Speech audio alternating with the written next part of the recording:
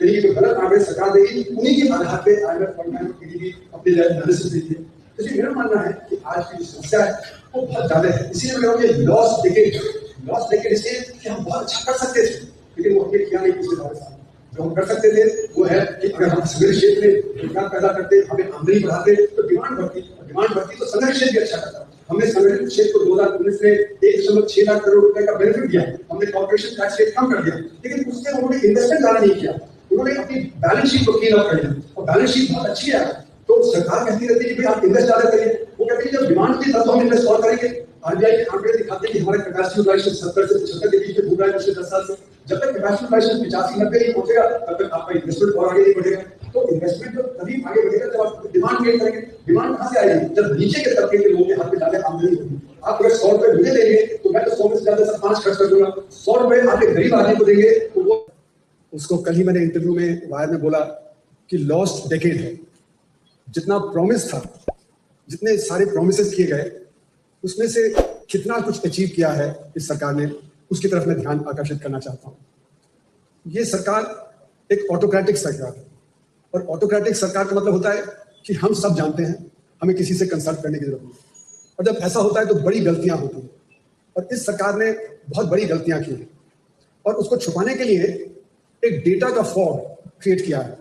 यानी डेटा को इस तरह से मैनिपुलेट किया जा रहा है जिससे लगे कि अर्थव्यवस्था बहुत ही अच्छी चल रही है। जैसे कहा जा रहा है कि हम फास्टेस्ट ग्रोइंग लार्ज इकोनॉमी है, मतलब कि जो G20 है उसमें हम सबसे ज्यादा तेजी से आगे बढ़ने वाली अर्थव्यवस्था है। इसका सच क्या है? या ये कि हमने 25 करोड़ लोगों को गरीबी की रेखा से ऊपर उठा दिया, इसका सच क्या है? किसानों की आमदनी कहा था कि दुगनी कर देंगे 2022 तक, नहीं हुआ। $5 ट्रिलियन की इकोनॉमी हो जाएगी 2022-23 तक, फिर 2025 तक, नहीं हुआ। तो इसके पीछे वजह क्या? अगर आप देखें तो जो हमारा GDP का डेटा है, सबसे पहले तो उसको मैनिपुलेट किया गया क्योंकि जब ये नई कमेटी बनाई जो कांग्रेस की सरकार के समय बनी थी, उसने जब 2015 के आंकड़े आए तो उसने दिखाया कि जो GDP की ये बढ़त है वो यूपीए के समय पे ज्यादा थी और एनडीए के समय पे कम।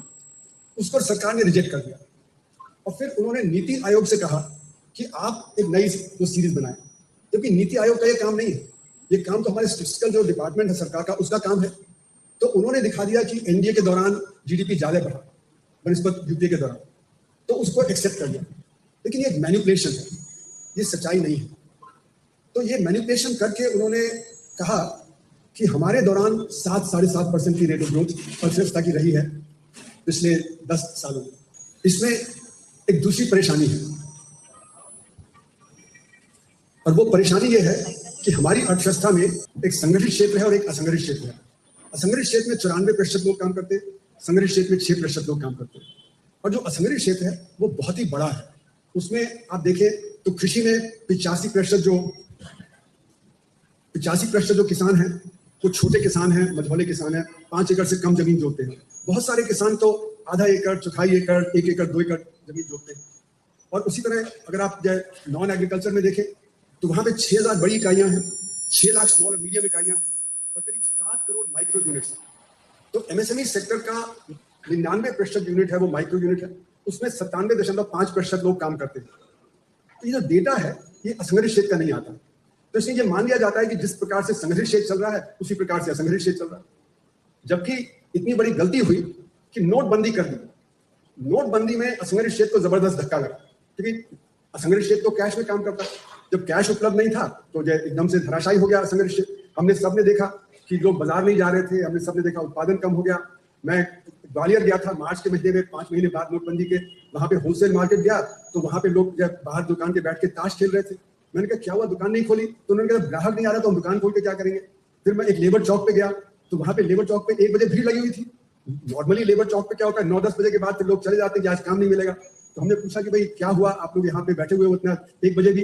उन्होंने कहा काम ही नहीं मिल रहा। यानी कि लेबर को काम नहीं मिल रहा, होलसेल मार्केट नहीं कर रहा, आपके मार्केट्स नहीं काम कर रहे, यानी कि बहुत जबरदस्त असंगठित क्षेत्र को धक्का लगा। और इसीलिए मेरा मानना है कि हमारा जो रेट ऑफ ग्रोथ था 2016-17 का वो नेगेटिव हो गया था। लेकिन ऑफिशियल आंकड़े क्या दिखाते हैं? ऑफिशियल आंकड़े दिखाते हैं कि 8% बेस्ट ग्रोथ रेट हुई जिस साल की नोटबंदी हुई। ये क्यों इस तरह का आंकड़ा आ रहा है? क्योंकि ये संगठित क्षेत्र का आंकड़ा है। और दूसरा जो हमारा तरीका है जो जीडीपी को नापने का, वो है कि हम पिछले साल का डेटा अगले साल प्रोजेक्ट करते हैं। अगर पिछला साल ठीक था और ये साल में शॉक लगाया अर्थव्यवस्था को, तो वो तो आपको बढ़ा हुआ जीडीपी दिखाएगा। तो दो परेशानियां हो गई। एक तो आपने प्रोजेक्ट किया पिछले साल से अगले साल, जिसकी वजह से जीडीपी बढ़ा दिख रहा है। दूसरा जो असंगठित क्षेत्र है उसको मान लिया कि वो उसी प्रकार से बढ़ रहा है जैसे कि संगठित क्षेत्र बढ़ रहा है। तो दो समस्याएं हमारी मेथडोलॉजी में है, और ये दोनों की वजह से हमारा जो जीडीपी का डेटा है वो बढ़ा हुआ दिखता है, ना कि जो असली है। और इसीलिए नोटबंदी के दौरान 8% की रेट ऑफ ग्रोथ ऑफिशियल आंकड़ों में दिखाई, जबकि मैंने अपनी किताब में एस्टिमेट किया कि वो -2% थी। यानी 10% का आपने ओवर एस्टिमेशन ये दिखा दिया नोटबंदी के दौरान। तो ये जो समस्या आई, उसके अगले साल फिर आपने जीएसटी लगा दिया। ये जो जीएसटी है ये स्ट्रक्चरली सही नहीं है, क्योंकि इसमें असंगठित क्षेत्र पिट जाता है। असंगठित क्षेत्र को आपने इनपुट क्रेडिट से वंचित रखा, क्योंकि वो उसमें है नहीं। अब इनपुट क्रेडिट नहीं मिला तो उसका जो दाम है वो तो गिरा नहीं, तो संगठित क्षेत्र उसका दाम गिर गया क्योंकि उसको इनपुट क्रेडिट मिला। तो डिमांड शिफ्ट कर गई असंगठित क्षेत्र से संगठित क्षेत्र में, तो असंगठित क्षेत्र गिरा और संगठित क्षेत्र बढ़ गया। तो इसका सबसे बढ़िया उदाहरण उस समय अगर आप 2018 में प्रेशर कुकर इंडस्ट्री के चेयरमैन जगन्नाथन जी का आपने बयान देखें। जगन्नाथन जी ने कहा कि देखो हम लोग 30 यूनिट है जो प्रेशर कुकर बनाते हैं देश में, 25 है जो छोटे हैं और 5 हम बड़े हैं, और हम 5 बहुत खुश हैं क्योंकि हमारा जो ग्रोथ रेट है वो 24% हो गया। और अगले सेंटेंस में उन्होंने बोला कि हमारा ग्रोथ 24% क्यों हो गया, इसलिए क्योंकि जो असंगठित क्षेत्र है वो धराशायी हो गया, वो गिर रहा है, वो जीएसटी से कोप नहीं कर पा रहा। तो ये सारे अर्थव्यवस्था में आपको दिख रहा है कि असंगठित क्षेत्र गिरावट पे है, संगठित क्षेत्र बढ़त पे है। और इसका एविडेंस अगर आप देखें तो लेदर गुड सेक्टर से, टेक्सटाइल सेक्टर से, प्रेशर कुकर सेक्टर से, लगेज इंडस्ट्री से, यहाँ तक कि ट्रेड सेक्टर से। ट्रेड सेक्टर जो हमारा दूसरा सबसे बड़ा रोजगार देने वाला सेक्टर है, उसको अगर आप देखें तो उसमें ई कॉमर्स करीब 30% के रेट से बढ़ रहा है। तो जो नेबरहुड स्टोर है, आपके बगल का स्टोर है, वहां पे लोग कम जा रहे हैं, वो गिरावट पे है। तो अगर आप अपने जो ट्रेड सेक्टर को संगठित क्षेत्र से नापेंगे तो जो गिरावट है हमारे मैं बता रहा था कि हमारा जो जीडीपी का डेटा है और जीडीपी का जो ग्रोथ का डेटा है वो सही नहीं है। मेरा मानना है कि अगर हम असंगठित क्षेत्र को अलग से नापें, जैसे कि एविडेंस आ रहा है आपके ट्रेड सेक्टर से, आपके लगेज इंडस्ट्री से, लेदर गुड सेक्टर से, टेक्सटाइल सेक्टर से, तो जो असंगठित क्षेत्र है वो गिरावट पे है क्योंकि वहां से डिमांड शिफ्ट कर रही है संगठित क्षेत्र में। तो जो गिरावट है अगर उसको आप अलग से नापें तो हमारा ग्रोथ रेट ज्यादा से ज्यादा एवरेज में 2% के करीब पड़ता है, ना कि 6.5-7%। तो ये एक बहुत बड़ा फॉग है, इसको मैं कहता हूँ डेटा का फॉग क्रिएट कर दिया गया है कि हम बहुत अच्छा कर रहे हैं, हमारी अर्थव्यवस्था बहुत अच्छा कर रही है। अब लोग कहते हैं कि अगर ये बात है कि हमारा ग्रोथ अच्छा नहीं है तो हमारा टैक्स कलेक्शन क्यों चल रहा है। तो मेरा मानना है टैक्स कलेक्शन तो संगठित क्षेत्र से आता है। आपका कॉर्पोरेशन टैक्स है, आपका इनकम टैक्स है, आपका जीएसटी है, ये तो संगठित क्षेत्र से आता है। तो ये संगठित क्षेत्र की बढ़त जो है उसी को दिखा रहा है। और इसीलिए स्टॉक मार्केट, तो स्टॉक मार्केट भी संगठित क्षेत्र को ही दिखाता है। वहां पे आपके जो एक्टिवली ट्रेडेड स्क्रिप्ट करीब 1,500 है, तो 6,000 जो बड़ी इकाइयां हैं उसमें से एक्टिवली ट्रेडेड स्क्रिप्ट 1,500 है, उन्हीं का डेटा हमारे जो उसमें आता है। तो स्टॉक मार्केट में जो बढ़त है वो भी संगठित क्षेत्र के आधार पे है। हमारा माइक्रो सेक्टर, स्मॉल सेक्टर तो कहीं जो रिफ्लेक्ट नहीं होता है उसमें, तो उसकी जो गिरावट है वो दिखेगी नहीं। ये हमारी जो संगठित क्षेत्र में गिरावट है ये कब नजर आती है, ये तब नजर आती है जब अर्थव्यवस्था में कोई क्राइसिस आता है। जैसे कि नोटबंदी के बाद आपने देखा कि पैंडेमिक के दौरान क्राइसिस आया। नोटबंदी के दौरान लोग जो पलायन किए शहरों से गांव की तरफ, और पैंडेमिक के दौरान तो बहुत ही बड़ी संख्या में लोगों ने पलायन किया। लाखों करोड़ों लोगों ने पैदल चलना शुरू कर दिया। इतनी भरी गर्मी में बच्चों को उठाए, लगेज उठाए, वो अपना पैदल चलने लगे शहर से गांव की तरफ। तो वो क्राइसिस था। फिर अभी अगर आप देखें तो आज जो क्राइसिस है, जो आज हमारे जो पश्चिम एशिया की वजह से जो एनर्जी का क्राइसिस है, उसके चलते हुए भी आप देखेंगे कि लोग पलायन कर रहे हैं शहरों से गांव। वजह उसकी क्या है? जब पैंडेमिक के दौरान अजीम प्रेम जी ने अपना इंटरव्यू किए लोगों को, वर्कर्स को, तो उसमें से 80% वर्कर ने कहा कि हमारे पास इतनी सेविंग नहीं है कि हम एक हफ्ते बिना काम किए अपना काम चला सके, और इसीलिए हमको पलायन करना पड़ रहा है। आज भी अगर आप देखें तो काम कम हो गया है, इन्फ्लेशन तेज हो गया है, और इसलिए आज भी पलायन करना पड़ रहा है। आप देखें तो जब हमारा जो ये पैंडेमिक आया था तो सुप्रीम कोर्ट ने फटकार लगाई सरकार को कि आपको पता होना चाहिए कि कितने असंगठित क्षेत्र में लोग काम करते हैं। तो सरकार ने ई श्रम पोर्टल सेटअप किया। ई श्रम पोर्टल में जो असंगठित क्षेत्र के वर्कर्स है वो रजिस्टर करते हैं। तो कौन रजिस्टर करता है? जिनके पास एक कंप्यूटर का एक्सेस है। तो कंप्यूटर का एक्सेस तो जो बेटर ऑफ है उन्हीं के पास है, जो अति गरीब है उनके पास तो एक्सेस नहीं है। तो जो ये लोगों ने रजिस्टर किया, करीब 31 करोड़ के करीब रजिस्टर्ड है, तो उसमें से बताया कि 90% कह रहे हैं कि हम 10,000 रुपए से कम कमाते हैं। तो 10,000 रुपए से कम कमाने का मतलब है कि वो गरीबी की रेखा के आसपास है। क्यों? क्योंकि हमने गरीबी की रेखा तो अब सिर्फ नई आंकी नहीं है तेंदुलकर कमेटी के बाद 2004 के बाद। तो आज हम किस लाइन से देखेंगे? वर्ल्ड बैंक की जो लाइन है गरीबी की, वो है $3 प्रति व्यक्ति प्रतिदिन। तो $3 प्रति व्यक्ति प्रतिदिन, अगर एक परिवार है 5 लोगों का, तो उनको करीब 42 लाख रुपए महीने की आमदनी चाहिए। 42,000 रुपए से कम की आमदनी का मतलब है कि आप गरीबी की रेखा के नीचे हैं। तो जो लोग 10,000 रुपए कमा रहे हैं और अगर ये भी मान लें कि परिवार में 2 लोग काम करते हैं तो 20,000 ही हुआ। यानी कि 90% हमारे देशवासी जो हैं वो गरीबी की रेखा के आसपास हैं या गरीब हैं। तो इसलिए ये जो बहुत बड़ा आंकड़ा है कि इतनी गरीबी है और वो लोग जब क्राइसिस को बेयर नहीं कर पाते हैं, तो इसीलिए जब क्राइसिस होता है तो असली गरीबी दिखती है। अभी आप देखें तो जो गैस का सिलेंडर जो 950 का था वो जा रहा था 4,000 रुपए, 3,000 रुपए, 5,000, यानी कि उसमें 3,000 4,000 रुपए का इजाफा हो गया। जिसकी आमदनी 10,000 या 11,000 है, जैसे कि नोएडा में जब प्रोटेस्ट हुआ तो वहाँ पे वर्कर्स ने बताया कि हमको 10, 11, 12,000 रुपए मिल रहा है। तो अगर जो 10, 11, 12,000 में किसी को 3,000 रुपए अतिरिक्त देना पड़ जाए गैस के लिए, तो उसके लिए तो इन्फ्लेशन का रेट 30% हो गया। उसके लिए तो इन्फ्लेशन, क्योंकि अगर बाकी चीजें भी जोड़ लें कि उसका जो खाना है ढाबे पे या जो चाय पीता है सबके दाम बढ़ गए, जो बुनियादी जो चीजें हैं आम रोजमर्रा की उसके सबके दाम बढ़ गए, तो आम आदमी के लिए 30% का इन्फ्लेशन है। जबकि official inflation rate consumer price index के हिसाब से 3.5% है। तो 3.5% रेट किसके लिए वैलिड है?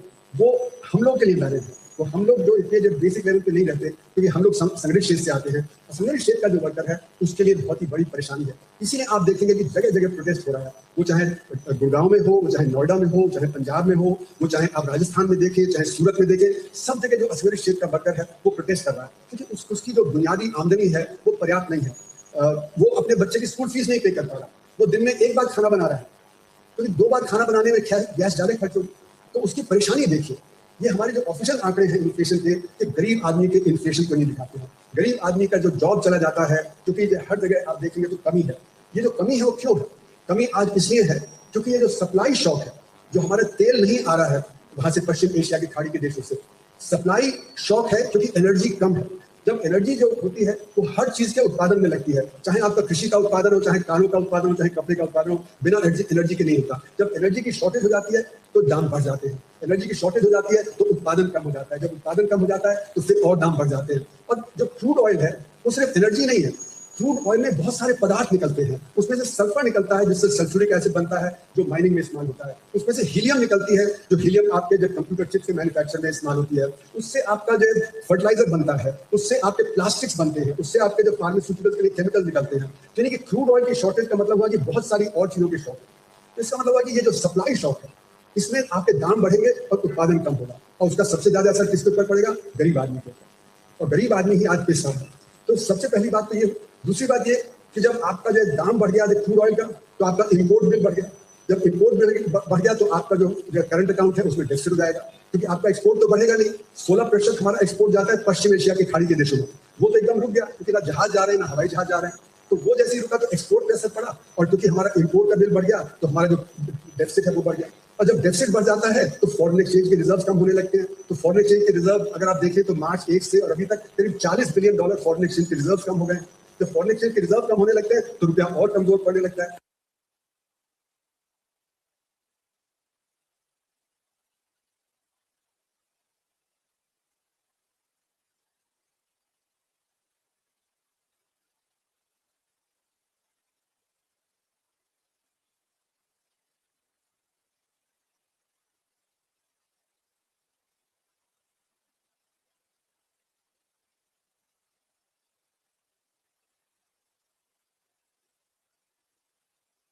फर्टिलाइजर में भी ब्लैक मार्केटिंग चल रही है, गैस में भी ब्लैक मार्केटिंग चल रही है, क्योंकि उसकी शॉर्टेज है। तो जो ये दाम बढ़ रहा है उससे उत्पादन कैसे बढ़ रहा है। और दूसरा, इस समय हमारे यहाँ सुपर एल नीनो आ रहा है। इस सुपर एल नीनो के चलते हुए कृषि में और ज्यादा असर पड़ेगा। तो जितना दोनों चीज मिला लें, फर्टिलाइजर की शॉर्टेज और दूसरी तरफ सुपर एल नीनो, तो इस साल खाने पीने की वस्तुओं की कमी हो सकती है। अभी भंडार है, लेकिन ब्लैक मार्केटिंग तो पहले से ही शुरू हो जाती है। जब भंडार होते नहीं है तो भी जब ब्लैक मार्केटिंग वगैरह शुरू जाती है, तो ट्रेड में अंकुश लगाने की बहुत जरूरी है। लेकिन अगर आप देखिए तो फॉरेन एक्सचेंज का आउटगो भी हो रहा है, क्योंकि जब फॉरेन एक्सचेंज में रुपया कमजोर होता है तो फिर जो हमारे फॉरेन डायरेक्ट इन्वेस्टमेंट या पोर्टफोलियो इन्वेस्टमेंट वो बाहर जाने लगता है, उससे फॉरेन एक्सचेंज की शॉपिंग हो जाती है। फिर नॉन रेजिडेंट इंडियंस है जो यहाँ पे डिपॉजिट करते हैं पैसा, वो अपना पैसा बाहर निकालने लगते हैं, क्योंकि अभी आज निकाल लिया तो ज्यादा डॉलर मिलेंगे, इसको जब आज निकाला। फिर हमारे एक्सपोर्टर्स हैं तो जल्दी जल्दी अपना पैसा वापस नहीं लाते हैं, जैसे उसको मिलता है। हमारे इंपोर्टर्स जल्दी जल्दी इंपोर्ट करते हैं, तो कई तरह से फॉरेन एक्सचेंज की शॉपिंग हमारी करते हैं।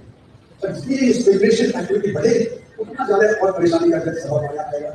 जब देखिए तो फॉरेन डायरेक्ट इन्वेस्टमेंट पिछले 2 साल से कम हुआ। पिछले 2 साल पहले $1 बिलियन हुआ, पिछले साल $7 बिलियन हुआ। तो फॉरेन डायरेक्ट इन्वेस्टमेंट क्यों नहीं आ रही? फॉरेन डायरेक्ट इन्वेस्टमेंट कम क्यों हो रही? इसकी वजह ये है कि हमारे यहाँ से पैसा बाहर नहीं, जो यहाँ पे इन्वेस्टमेंट है वो पैसा बाहर जा रहा है। बाहर क्यों जा रहा है? क्योंकि बाहर जैसे अमेरिका का स्टॉक मार्केट है, उसमें जो 7 टेक्नोलॉजी कंपनियां हैं वो बहुत अच्छा कर रही है। अभी आपने जिक्र सुना मर्सियर की कंपनी आईपीओ किया है और उसने ट्रिलियन ऑफ डॉलर उसने भारत उसने ले लिए, तो वहां का रिटर्न बहुत अच्छा है। साउथ कोरिया और आपका जो ताइवान है, वहां पे जो जिनसी टेक्नोलॉजी है, जो टेक्नोलॉजी की कंपनियां वो बहुत अच्छा कर रही है। इसलिए साउथ कोरिया का मार्केट, ताइवान का मार्केट, अमेरिका का मार्केट वो ऊपर चलता चला गया। तो हमारे यहाँ से जो है पैसा लोग बाहर निकाल रहे हैं और इसलिए हमारा मार्केट गिर रहा है, उनका मार्केट आगे गिर रहा है। तो ये क्यों हो रहा है? क्योंकि हमारी टेक्नोलॉजी कंपनीज पिछड़ रही है। हमारी टेक्नोलॉजी कंपनीज आर्टिफिशियल इंटेलिजेंस में कहीं नहीं। अमेरिका में 600-700 बिलियन डॉलर का इन्वेस्टमेंट हो रहा है आर्टिफिशियल इंटेलिजेंस में। चीन में 80 बिलियन डॉलर का हो रहा है और हमारे यहाँ 1 या 2 बिलियन डॉलर होता है। तो हम आर्टिफिशियल इंटेलिजेंस से तो पिछड़ ही रहे हैं और दूसरा क्योंकि हम पिछड़ रहे हैं, हम इन्वेस्टमेंट नहीं कर रहे, हम और पिछड़ते चले जाएंगे। और जो काम हमारी कंपनियां विप्रो हो रही है, टीसीएस वगैरह जो वहाँ पे अमेरिका में जाके मदद करते थे उनकी कंपनियों को, अब वो आर्टिफिशियल इंटेलिजेंस कर देगा। तो ये जब से हुआ जो सारी जो आर्टिफिशियल इंटेलिजेंस है उसकी मदद से कंपनियों का जो काम है वो बाहर वो एआई कर देगा, हमारी जो डिमांड है वो कम हो जाएगी। तो हमारी टेक्नोलॉजी में जो कमी है, कमजोरी है, वो बहुत ज्यादा कमजोरी है क्योंकि हम आरएनडी में बहुत कम खर्च करते हैं। हमारा आरएनडी में 0.65% खर्च होता है जीडीपी का, जबकि चीन 3% करता है, अमेरिका 3% करता है। लेकिन चीन हमसे 22 गुना ज्यादा आरएनडी में खर्च करता है और अमेरिका हमसे 100 गुना ज्यादा आरएनडी में खर्च करता है। इसलिए दुनिया में चीन एक मैन्युफैक्चरिंग हब बन गया और हम वहां से इंपोर्ट करते हैं सब चीजें। हम हाई टेक्नोलॉजी आइटम इंपोर्ट करते हैं, लो टेक्नोलॉजी आइटम करते हैं। हमारे यहाँ पतंग का मांझा भी आता है, दिवाली की लाइट भी आती है, पिचकारी भी आती है, गणेश की मूर्ति भी आती है। और हाई टेक्नोलॉजी में देखिए तो एपीआई और फार्मास्यूटिकल आते हैं, फिर कारों के कंपोनेंट आते हैं, इलेक्ट्रॉनिक कंपोनेंट आते हैं। और बड़ी बात है कि बहुत सारी हमारी फैक्ट्रियों में चाइनीज मशीनरी आ गई। उस चाइनीज मशीनरी को ऑपरेट करने के लिए हमें चाइनीज इंजीनियर की जरूरत है। और चाइनीज इंजीनियर को हमने जब ये वीजा देना बंद किया क्योंकि ये गालवान का इंसिडेंट हुआ, तो हमारे जो बिजनेसमैन है उन्होंने सरकार को कहा कि ये वीजा नहीं देंगे तो हम ये फैक्ट्रियां नहीं चला पाएंगे उनसे। तो हमें तो जान उनसे देना पड़ा कि उनसे करना। तो 102 बिलियन डॉलर का हमारा ट्रेड डेफिसिट है। हमने कोशिश की कि कम कर दे। 3 साल पहले 80 बिलियन डॉलर था, 90 हो गया, आज 102 बिलियन डॉलर हो गया। लेकिन हमारी कोशिश के बावजूद हमारा जो ट्रेड डेफिसिट है चीन के साथ वो बढ़ता रह रहा है। तो इसलिए मेरा मानना है कि हमारी जो स्ट्रेटेजिक इकोनॉमी है वो स्ट्रेटेजिक इकोनॉमी कहीं खत्म होती चली जा रही है। चीन से भी हम कर जाते हैं, अमेरिका से भी कर जाते हैं, रूस से भी कर जाते हैं। ये 3 जो देश हैं इनके बीच में हम फंस जाते हैं। तो जो स्ट्रेटेजिक इकोनॉमी है वो दिखनी चाहिए, वो गिर नहीं रही है। अमेरिका हमारे ऊपर दबाव डालता है, हम बढ़ते चले जाते हैं। चीन ने यहाँ तक भारत को कहा कि आप अगर खड़े रहेंगे तो अमेरिका नहीं दबा पाएगा, और चीन खड़ा था, उसके ऊपर 100% ड्यूटी लगाई तो उन्होंने भी 100% ड्यूटी लगाई। हमारे ऊपर 50% ड्यूटी लगी, हम चुप रहे। हमें उन्होंने दबाव डाला कि आप मुझसे ज्यादा एनर्जी खरीदेंगे, आप मुझसे ज्यादा डिफेंस इक्विपमेंट खरीदेंगे, तभी जाके बैलेंस होगा। और हम चुपचाप उसको करते चले गए। तो 2 बजे पहले भी हमने कंसेशन वहां पे दिए, पिछले बजट में भी कंसेशन दिए, पर हम सामने खड़े नहीं हुआ। तो हमारी स्ट्रेटेजिक इकोनॉमी जो है वो बहुत बड़े लेवल पे कॉम्प्रोमाइज है और इसीलिए हम दुनिया में खड़े होकर अपनी जो पॉलिसीज को अपनी नहीं बना पाते। हमारे पास सारे पॉइंट दबाव चल रहा है। तो आरएनडी का बहुत कमजोर, आरएनडी की कमजोरी की वजह क्या है? एक तो हम खर्च नहीं करते, दूसरा हमारा जो वातावरण होना चाहिए आरएनडी का वो नहीं है। हमारा समाज बहुत ही फ्यूअल है और आजकल खासकर जितने भी रिसर्च इंस्टीट्यूशन है वहां पे एक कहा जाता है कि आप क्रिटिसिज्म नहीं करेंगे। अगर आपने क्रिटिसिज्म किया तो आप एंटी नेशनल। तो जो देश जहाँ पे आप क्रिटिसिज्म नहीं कर सकते तो नई टेक्नोलॉजी कैसे डेवलप करेंगे? नई टेक्नोलॉजी तो तभी डेवलप होगी जब पुरानी टेक्नोलॉजी से आप कुछ नया निकालेंगे या आज की जो बात है उससे कुछ नया करेंगे। तो ये जो ऑटोक्रेटिक गवर्नमेंट है वो ऑटोक्रेटिक गवर्नमेंट की जो फ्रीडम होनी चाहिए आरएनडी के लिए वो फ्रीडम नहीं प्रोवाइड करती। जो आपका रिसर्च होता है उसमें आपको आगे नहीं बढ़ने दिया जाता है क्योंकि रिसर्च तो बिना क्रिटिसिज्म के हो नहीं सकता। तो मैंने 2015 में जब हमारे जेयू में मुद्दा उठा था कि हमारे जो स्टूडेंट्स थे उन्होंने प्रोटेस्ट किया था कन्हैया कुमार का इंस्टीट्यूट जिसके नाम से कहा जाता है। हालांकि कन्हैया कुमार तो वहां था भी नहीं उस समय जब ये इंस्टीट्यूट हुआ, पर कन्हैया कुमार के इंस्टीट्यूट के समय मुझे न्यूज लाइव से राहुल शिवशंकर ने पूछा आप क्या पढ़ाते हैं जेयू में और आपके स्टूडेंट्स क्या सीखते हैं? तो मैंने एक लेख लिखा जेयू में, मैंने कहा what do we teach in JU and what do our students learn. तो उसमें मैंने कहा कि अगर हम ये नहीं बताएंगे स्टूडेंट्स को कि अमर्त्य सेन में क्या कमी है तो आगे कैसे इकोनॉमिक्स पढ़ेंगे। अगर हम ये नहीं बताएंगे कि फिजिक्स में Einstein is not the last word तो फिजिक्स कैसे आगे बढ़ेगी? तो क्रिटिक इज द एसेंस। अगर आप ये क्रिटिसिज्म नहीं करेंगे, अगर आप सिर्फ जो आज की रूढ़िवादी परंपरा है उसके हिसाब से चलेंगे तो ये नहीं होगा। इसीलिए हमने अपने स्कूल एजुकेशन पे ध्यान नहीं दिया। अगर आप सुपर बॉय देखिए विक्रम सेठ की, तो सुपर बॉय में विक्रम सेठ क्या कहता है? वो कहता है कि हमारी जो लीडरशिप है वो बहुत ही फ्यूडल है और जो सारी लीडरशिप आई वो बैंगलोर क्लास से है। तो इसलिए हमने स्कूल एजुकेशन पे ध्यान नहीं दिया। और मैंने जब मैं फिजिक्स में पीएचडी कर रहा था, मैं छोड़ के इंडिया आया तो मुझे समझ नहीं आया कि मैं रूरल डेवलपमेंट करने किशोर भारती गया मुर्शिदाबाद जिले में। और वहां पे जो लैंडलॉर्ड था वो हमें कहता था 1976 में कि बच्चों को आप पढ़ा देंगे तो मेरे गार्डियन का काम कौन करेगा? तो ये हमारी जो लीडरशिप है उसने कभी एजुकेशन पे वो ध्यान नहीं देना चाहिए। इसीलिए हमारे 1986 में एक लेख लिखा था। उस लेख में क्या कहा? 1947 में जब हम आजाद हुए तो उस समय भारत, कोरिया, थाईलैंड, मलेशिया, चीन, हम सब एक लेवल पे थे। गरीबी, अशिक्षा, स्वास्थ्य की कमजोरी, लेकिन वो लोग बहुत तेजी से आगे चले गए, हम नहीं गए। तो उन्होंने बताया कि वहाँ के साउथ ईस्ट एशिया के जो देश हैं, उन्होंने जबरदस्त एक्सपेंडिचर किया हम पब्लिक एजुकेशन में, पब्लिक है। यहाँ तक कि मलेशिया ने 10% जीडीपी का पब्लिक एजुकेशन में खर्च करना शुरू किया। हमारे यहाँ आज तक हम 4% से आगे नहीं, 4% से आगे नहीं बढ़े। तो पब्लिक एजुकेशन की कमी की वजह से हमारे यहाँ परेशानी। वहाँ पे सारे बच्चे स्कूलों में पहुंच गए 1965, हमारा भी गोल था कि 1965 तक सारे बच्चे स्कूलों में होने चाहिए, लेकिन हमारे यहाँ वो अचीव नहीं हुआ, उन्होंने अचीव किया। तो अमर सिंह ने कहा कि उनका लेवल प्रोडक्टिव हो गया कि स्वास्थ्य और शिक्षा के मामले में आगे निकल गए, हमारा लेवल प्रोडक्टिव नहीं हुआ, इसकी वजह ये। और इसीलिए आज भी आपको दिखता है कि एनुअल स्टेटस एजुकेशन रिपोर्ट जो असर की रिपोर्ट आ रही है 2005 से, वो क्या दिखाती है? वो दिखाती है कि आधे बच्चे 5वीं जमात के, दूसरी जमात की पढ़ाई लिखाई नहीं करता, और हमारी जो पढ़ाई की स्टार्ट होती है तो रट्टा मार के हो जाती है, हम रट लेते हैं और उसको भूल जाते हैं। तो हमारी जो नॉलेज ऑफ बिल्डिंग होती है, जबकि रिसर्च के लिए नॉलेज आपको बिल्ड करनी पड़ती है। तो ये हमारा एक बहुत बड़ी कमजोरी है, और इस सरकार ने इसको और ज्यादा भाषाई कर दिया, क्योंकि ये तो पिछला नहीं एक्सेप्ट ही नहीं करते हैं। ये तो चाहते हैं कि जो है वही है। ये तो कहते हैं कि हमने तो नॉलेज बहुत पहले से थी, हमने तो हाथी का सिर्फ आदमी कर दिया, तो इतनी बढ़िया हमारी प्लास्टिक सर्जरी थी कि हमारा तो देखिए कितना हो गया।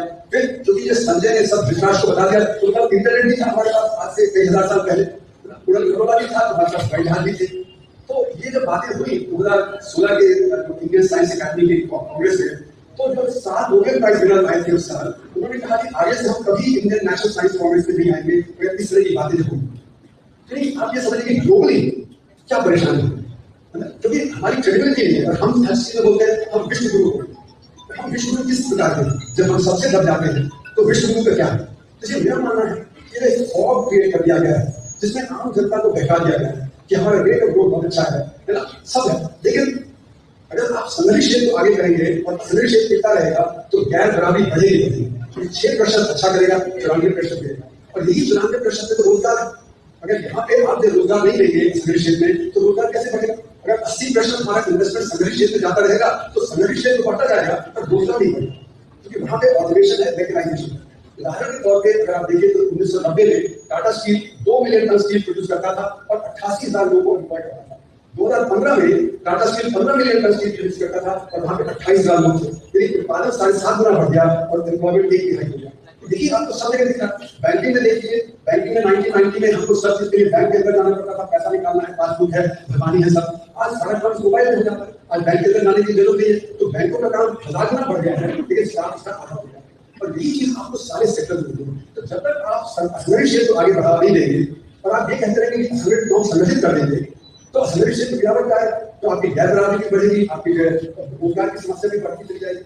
और रोजगार का भी खेल होता है। ये लोग कहते हैं कि रोजगार हमारा अच्छा चल रहा है, लेकिन बेरोजगारी 4 तरह की होती है। एक तो वो जो काम ढूंढ रहा है, काम नहीं मिल रहा है। एक वो जो अंडर एम्प्लॉयड है, आपके चौक पे या बाजार में कोई व्यक्ति खड़ा हुआ है 10 घंटे 12 घंटे, उसको 2 घंटे का काम मिल रहा है, तो अंडर एम्प्लॉयड है। तीसरा वो जो दुकान पे बैठा या खेत पे बैठा है लेकिन काम नहीं है, तो उसको डिस्गाइज अनएम्प्लॉयमेंट बोलते हैं। और चौथा वो जिससे काम ढूंढना ही बंद करता है, और इसमें महिलाओं की संख्या बहुत है और जो एजुकेटेड यूथ है उसकी संख्या बहुत है। और इसीलिए आज हमारे जो एजुकेटेड यूथ है वो परेशानी में, वो प्रोटेस्ट कर रहा है। और जो अभी आपने देखा पॉपुलर पार्टी का एकदम से फर्क पड़ा, उसी दिनों में इतने सारे देखोगे कि जो हमारा जो यूथ है वो बहुत परेशान है। उसको जिस तरह का काम चाहिए वो काम मिल नहीं रहा, जिस तरह की डिग्री है उसको काम नहीं मिल रहा है। तो इसलिए जो हमारा नौजवान है वो परेशान है, वो मोबाइल फोन पे लगा रहता है, जिससे डिप्रेशन होता है, ड्रग्स और ड्रिंकिंग में फंस जाता है। बिहार की स्टडी दिखाती है कि वहाँ पे ड्रग्स और ड्रिंकिंग का डिप्रेशन बहुत ज्यादा हो गया है यूथ में, और क्योंकि पैसा नहीं है तो इसलिए छीना झपटी हो रही है, लेकिन वायलेंस घर के अंदर आ गई। ये एक बड़ा सोशियोलॉजिकल असर भी है इस बेरोजगारी का। तो हमें बेरोजगारी पे पूरा ध्यान देना चाहिए और रोजगार पैदा करने के हमें सारे यत्न करने चाहिए। और इसी से जुड़ा हुआ है कि हमारी जो इनइक्वालिटी, जो गैर बराबरी है, वो किस बेतहाशा है। और इनइक्वालिटी में सरकार क्या करती है? कंजम्पशन इनइक्वालिटी को बढ़ाती है। वो कहती है कंजम्पशन इनइक्वालिटी, देखिए इनइक्वालिटी नहीं है, लेकिन इनइक्वालिटी 3 तरह की होती है। एक कंजम्पशन में इनइक्वालिटी होती है, एक इनकम में होती है और एक वेल्थ में होती है। तो कंजम्पशन में इनइक्वालिटी इतनी ज्यादा नहीं होती, क्योंकि अगर मेरी तनख्वाह आपसे 1000 गुना ज्यादा है तो 1000 किलो नमक नहीं खाऊंगा या 1000 किलो गेहूं नहीं खाऊंगा, मैं तो उसी अनुपात में खाऊंगा। तो इसकी कंजम्पशन इनइक्वालिटी सबसे कम होती है, इनकम इनइक्वालिटी उससे ज्यादा होती है और वेल्थ इनइक्वालिटी सबसे ज्यादा है। तो इनकम इनइक्वालिटी और वेल्थ इनइक्वालिटी हमारे देश में बेतहाशा है, और उसके पीछे वजह क्या? क्रोनी कैपिटलिज्म बड़ी तेजी से आगे बढ़ा है, संगठित क्षेत्र आगे बढ़ा है। और जब क्रोनी कैपिटलिज्म बढ़ता है तो आपका इन्वेस्टमेंट क्लाइमेट खराब हो जाता है। इन्वेस्टमेंट क्लाइमेट क्यों खराब होता है? क्योंकि लेवल प्लेइंग फील्ड नहीं है। और इसी के चलते अगर आप देखें तो 2013 से 2019 के बीच में करीब 23,000 अल्ट्रा हाई नेटवर्क इंडिविजुअल ने देश छोड़ दिया और वो बाहर चाहे सेक्टर 2019 में 7,500 और होने छोड़ा और 2022 में फिर 7,500, उसके बीच का डेटा मेरे पास नहीं है। पर ये आप देखें कि 2.5 लाख जो अल्ट्रा हाई नेटवर्क इंडिविजुअल हैं उसमें से 50 लाख करीब देश छोड़ के चले गए। तो ये दिखा रहा है कि हमारा इन्वेस्टमेंट क्लाइमेट क्यों गिरा है और जब इन्वेस्टमेंट क्लाइमेट हमारा गिरता है तो उससे हमारी ग्रोथ कैसे होती है। इसलिए मैं फिर उसी बात पे आता हूँ कि हमारे ग्रोथ रेट एवरेज में 6.5-7% नहीं है, वो क्या है तो 2% के आसपास है। तो ये जो सारी की सारी समस्या है इसका समाधान कहाँ निकलेगा? इसका समाधान तभी निकलेगा जब सरकार के ऊपर प्रेशर पड़ेगा कि सरकार सही आंकड़े देना शुरू करे, वो चाहे बेरोजगारी के आंकड़े हो, वो चाहे जीडीपी के आंकड़े हो, वो चाहे हमारी गरीबी के आंकड़े हो। जो हमारी गरीबी के आंकड़े हैं वो भी सही नहीं आते। हमने तेंदुलकर कमेटी के 2004 के बाद उसको आना ही नहीं था। और जो हमारी गरीबी की आंकड़ा होता है वो होता है सोशल नेसेसरी कंजम्पशन, और सोशल नेसेसरी कंजम्पशन तो बदलता रहता है। मतलब अगर आप लद्दाख में हैं तो अगर आपके पास अच्छे कपड़े नहीं है, अच्छा खाना नहीं है, अच्छा घर नहीं है, तो आप विंटर नहीं सर्वाइव कर सकते -30 डिग्री पे। तो वहां पे जो उनका जो गरीब है वो तो मिडिल क्लास एग्जिस्टेंस से तेज है। इसलिए जो गरीबी है वो जगह जगह पे अलग होती है, तो स्पेस और टाइम स्पेसिफिक होती है। तो हम जो गरीबी की जो आंकड़े हैं वो आज किस तरह से कर रहे हैं, जो हमारा जो नेशनल हेल्थ एंड फैमिली सर्वे है उसके आधार पे। अब नेशनल हेल्थ एंड फैमिली सर्वे में भी बहुत सारा पे हो रहा है कि 2019 और 2021 के बीच जो आंकड़े आए हैं वो तो पैंडेमिक के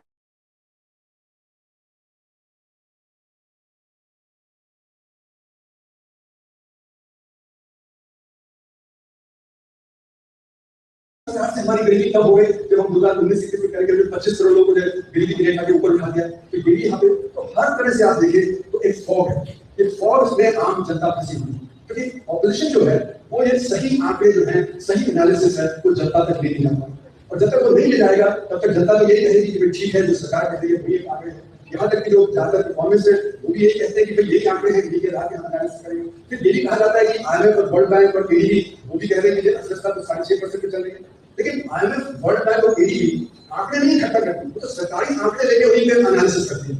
यानी कि जो सरकारी आंकड़ों में गड़बड़ी है वही IMF, वर्ल्ड बैंक और एडीबी के आंकड़े करती है। यानी कि जो गलत आंकड़े सरकार देगी उन्हीं के आधार पे IMF, वर्ल्ड बैंक और एडीबी अपनी एनालिसिस देती है। इसलिए मेरा मानना है कि आज की समस्या है वो बहुत ज्यादा है। इसीलिए मैं कहूँगा लॉस डेकेड इसलिए कि हम बहुत अच्छा कर सकते थे लेकिन वो हमने किया नहीं पिछले 12 साल। जो हम कर सकते थे वो है कि अगर हम संघर्ष क्षेत्र में रोजगार पैदा करते, हमें आमदनी बढ़ाते तो डिमांड बढ़ती तो संघर्ष क्षेत्र भी अच्छा करता। हमने संगठित क्षेत्र को 2019 में 1.6 लाख करोड़ रुपए का बेनिफिट दिया, हमने कॉर्पोरेशन टैक्स रेट कम कर दिया, लेकिन उससे उन्होंने इन्वेस्टमेंट ज्यादा नहीं किया, उन्होंने अपनी बैलेंस शीट को क्लीन अप कर लिया और बैलेंस शीट बहुत अच्छी है। तो सरकार कहती रहती है कि भाई आप इन्वेस्ट ज्यादा करिए, वो कहती है जब डिमांड की तब हम इन्वेस्ट और करेंगे। आरबीआई के आंकड़े दिखाते हैं कि हमारे कैपेसिटी यूटिलाइजेशन 70 से 75 के बीच में घूम रहा है पिछले 10 साल से। जब तक कैपेसिटी यूटिलाइजेशन 85-90 नहीं पहुंचेगा तब तक आपका इन्वेस्टमेंट और आगे नहीं बढ़ेगा। तो इन्वेस्टमेंट जो तभी आगे बढ़ेगा जब आप डिमांड क्रिएट करेंगे। डिमांड कहां से आएगी? जब नीचे के तबके के लोगों के हाथ में ज्यादा आमदनी होगी। आप अगर 100 रुपए मुझे देंगे तो मैं तो 100 में से ज्यादा 5 खर्च कर दूंगा, 100 रुपए आपके गरीब आदमी को देंगे तो